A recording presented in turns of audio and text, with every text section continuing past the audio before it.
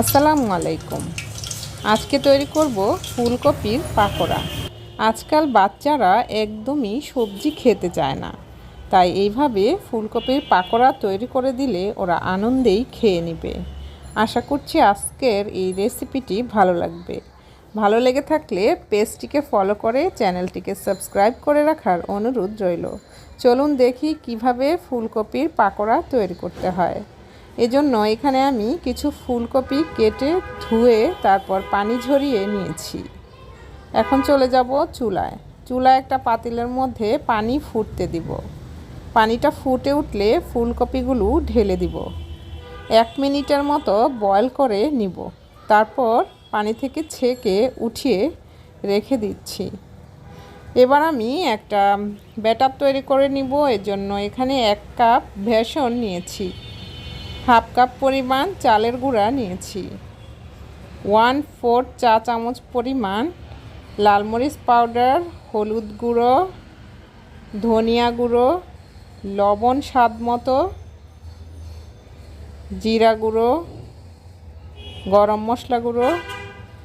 এবার সবগুলো উপকরণ খুব ভালোভাবে মিশিয়ে নিচ্ছি।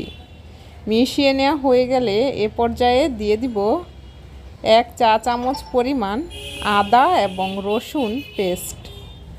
এবার নর্মাল পানি নিয়ে একটি ব্যাটার তৈরি করে নিব।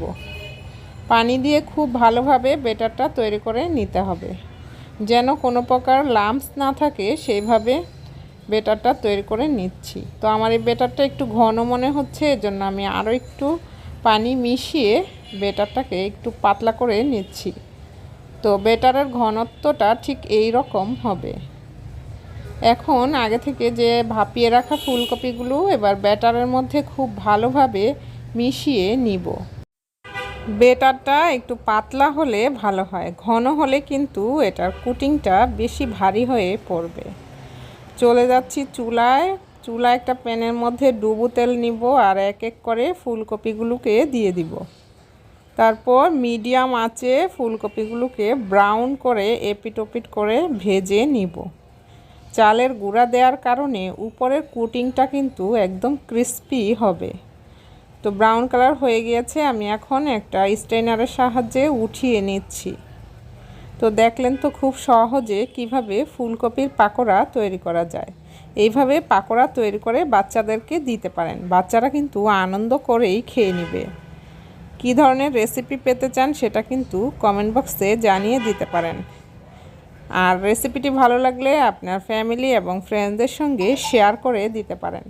দেখা হবে নেক্সট কোনো রেসিপিতে। ততক্ষণ সকলে ভালো থাকুন। আল্লাহ হাফেজ।